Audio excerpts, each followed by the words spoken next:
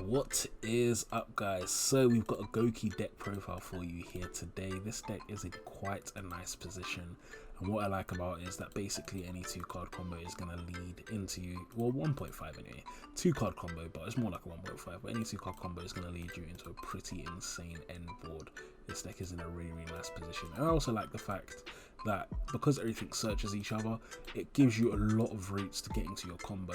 I don't usually play combo decks, funnily enough, or at least not combo decks like this, but Gouki is was a really fun one for me to learn because it is different to other combo decks, because it's not just kind of like headbang until you get what you want. It's more like you have to think about your combo routes depending on what your opponent's going to negate, or even what end board you want to do, because you do adjust your end board quite a bit. But no, yeah, off that is Zolde, so we're going to chain block with our Zolde, and then we're going to search a headbat, and we're going to search, well, even though I already have rematch, just to show you what I would normally search here is a rematch. You could search another Gouki if you wanted to, but just to demonstrate that that's actually what you would want to normally do, search your rematch. We did open quite insanely, but I want to show you that even if we didn't open insanely, we just opened the 2-card combo, we still get the exact same thing. So I'm going to bring a Gouki Guts onto the field here, and now with that headback that I've just used, I'm going to send my Scorpio to the graveyard and then bring out headback. Now from here, the best thing to do is to go into an Appaloosa so my opponent does not shaft me. So go into that Appaloosa. That's going to trigger one of my 2 Goukis in the graveyard, which are going to get me 2 more searches. I mean, can you believe it? This is insane. Everything just searches everything else. I don't really know why the deck was designed like this, but it's ridiculous. So for next turn, I have a bunch of cards anyway. I'm definitely not going to be in a bad position. But yeah, I've searched 2 cards off that. But from here, I'm going to use my rematch, which is basically my double monster reborn, to go into my Codebreaker package. And the reason why I like the Codebreaker package is because it essentially makes it very easy to bring out whatever kind of secondary extender I want, or secondary boss monster, to my Appaloosa. So I'm going to go into my Codebreaker combo here. Codebreaker via Swordsman is going to summon Codebreaker 0 Day, and then, oh, I don't want to summon it to my opponent's field. I didn't even know I could summon that to my opponent's field, to be honest. I've never actually done that in real life. I always do this with the real cards. But anyway, yeah, I'm going to bring out my Codebreaker 0 Day. From there, I'm going to go into my Codebreaker Virus Swordsman or Virus Berserker, and then that's going to summon the other 2 Codebreakers for me again.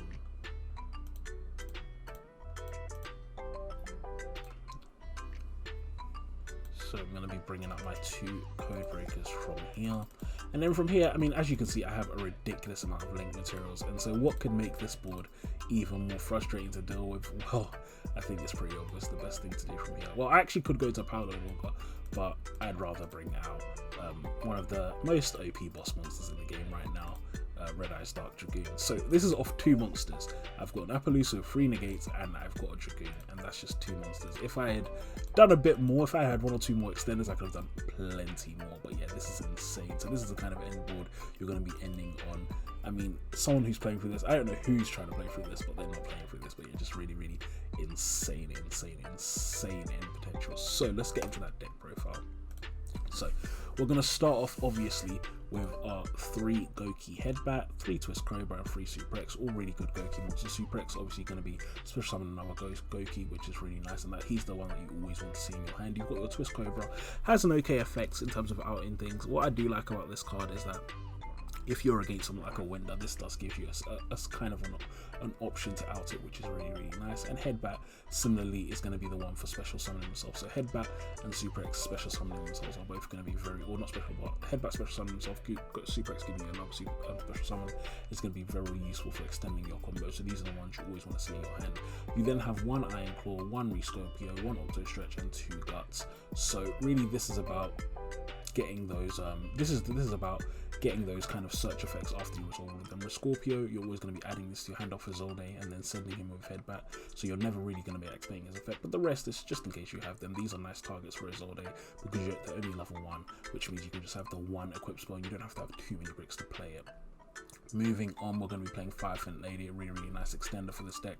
I prefer her a lot to the other warrior extenders like Junk Forward and stuff, because I don't need to necessarily special summon, and will not control any monsters special summon her. As long as I control warrior monster, I special summon her.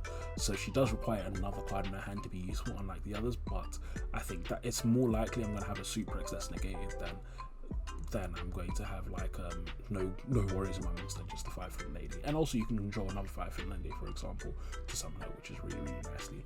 And what's even better is that she can special summon other warriors from your hand.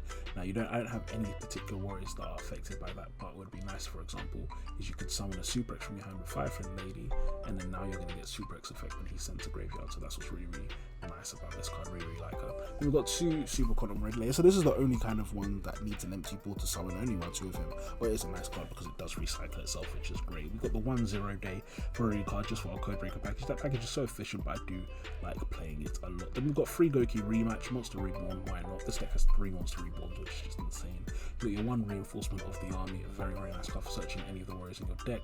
Monster Reborn, again, extender, 1 for 1 for getting out either your 5-foot lady or your Octo Shrek, just as kind of like a secondary extender, so you can get into that. It's all there. You got your 2 Living Fossil, very good equipped spell.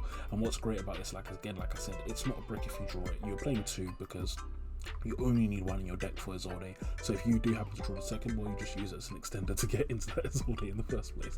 Then we've got the Red Eyes package. So there's 2 alternatives, and I've got it in my extra deck as well. So if you've got the big bucks at the moment, then yeah, you can pick up your Red Eyes Dragoon package and end your combos with Red Eyes Dark Dragoon, because this deck very easily does it. However, if you want a more budget option, you can just play the Phantom Knights instead.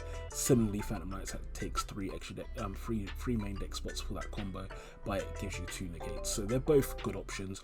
I wouldn't recommend playing both unless you're doing some sort of 60 card variant, just because that's a bit too many bricks. That's basically 6 bricks in your deck, 75% chance of drawing one of those bricks, which just isn't that good. But I do recommend having at least 1 of these in your extra deck and these cards in your main deck, so you can facilitate that awesome combo. Then we're going to be playing 3 talents. This deck really does need its normal summon, but talents does have the advantage of being able to sort of potentially extend you. For example, if you normal summon a Gouki Super X or something and it's negated, and then you draw it to 5-foot lady, well, then you're in a pretty good position. We can play 1 Call by the Grave because we have to, just in case, just so that we can potentially stop those ashes that can really cause issues for us. And then we've got the 3 Forbidden Droplet, amazing card this format. 1 Upstart Goblin and 1 Ash, just because of extra spaces in the deck. Ash is never going to be bad, and Upstart to make it a 39 card deck. Then moving into the extra deck, so we have our 1 Verte. Verte is for bringing out our Dragoon. IP Masquerade, very strong card. The main purpose of IP Masquerade obviously going to be bringing out your Nightmares. You've got your Gouki Hilo guard. This is an alternate route to get into your Codebreaker, Virus, Berserker, and to activate its effect. Then you've got your 2 Isoldes, because Isolde is just a really nice card for Goukis, and then obviously Isolde is going to allow you to kind of start your whole combo. So it's basically any 2 cards that get you into Isolde, that's what's going to get you fueled. That's what's going to get you that end board that I just showed you. Then we've got a Codebreaker, Virus Swordsman, and Virus Berserker, and they're really just about kind of getting those free summons out of the graveyard. They also make it very easy to bring out Power Load Ogre. That's one of the biggest things about it, because Virus Berserker is going to bring out 2 materials from your graveyard just by himself, which is insane. So, and one of those materials is linked to, one of those is linked free, so he basically doubles his own link materials, which is just really good. So yeah, it makes it easy to bring out Power Load Ogre. Then you've got your Appaloosa, nice end monster to end on. You can play other link 4s, but I like Appaloosa because she's just generic, hits everything. And you've got your 2 Power Load Ogre, which is basically a Towers monster. It's unaffected by other cards' effects, and it has huge amounts of attack. You've got other link monsters as well. Then you've got the 1 Dragoon as well to kind of end off that board and put you in a really nice position. So in terms of extra deck, with a deck like this, there's a lot of different options in terms of what you can do, which is why I wanted to build the extra deck on camera as opposed to building a full deck. But yeah, so if you're a budget player, and that's how we're going to kind of be looking, if you're more of a budget player, then I would suggest just filling it with hand traps. So I'd fill it with things like Ash Blossoms. Ash Blossom would be a really good example, just because it has the advantage of hitting pretty much every deck in the format, and you don't have to worry too much about Call by the Grave. Another good card is Phantasme. Phantasme has just been printed, and Phantasme is going to be awesome against a huge amount of decks. Nibiru is another really good card against a lot of decks. Combo decks especially really can't deal with the combo of these 2 cards, because you've got Phantasme to dig into your deck for more cards, and then you've got Nibiru to clear their board. Another good card is Vela. Effect Vela is a really strong and cheap card this format, and it's going to be good for negating other people's birthdays when they're trying to get into Dragoon. Now, if you've got a bit more money, there's some other cards, and especially for you budget players, by the way, things like Forbidden Droplet, Talents, these are expensive cards that you may not be able to play. So if you've got a bit more money, then you want to be playing things like Talents and Droplets. Another really good card to be playing, of course, is going to be Infinite Impermanence. This is probably one of the best hand traps in the format, and it just deals with everything. There's really never a situation where I don't want to see infinite impermanence. Another thing you can do in this deck, which I tried out and is quite good, is play a small Dogmatica package. So you can, for going second, you can add in a small Dogmatica package, and it actually does quite good going second, especially because a Cliche will summon it. So you'll play the 3 Nadir Servant, a Cliche would summon herself for free, as will Maximus, as will Nexus, and then that will give you the ability to essentially beat over the extra deck monsters. You can also adjust your extra deck, for example, remove your Dragoon package, remove your Nightmare, your Masqueraders, and then play things like Elder Entity Natis. That's a good option for people who have a bit more money. And just for kind of like a different kind of going second package to really strengthen your end board. It's also not too bad because you can do something like end on a Power Load Augur or an Appaloosa plus your Nadir, plus your Dogmatica cards, which is going to be really nice. Then for back row removal, obviously evenly matched. By now, if you haven't got your copies of evenly matched, you're really missing out. It's a really strong card. Then you're going to need Lightning Storm as well. This is another really good going second card. This form I definitely would recommend trying out Lightning Storm. One of the great things about Lightning Storm is the versatility in the strain, both attack position and attack position monsters and spells and traps. It gives you a huge amount of outs to cast this format. And then another great option is Kaijus. I think Kaijus are underrated at the moment because they just out everything. There's very few cards that can't be Kaiju'd, and so if they've got a Dragoon, if they've got a Savage Dragon or a Appaloosa, just one Kaiju ends their turn for them.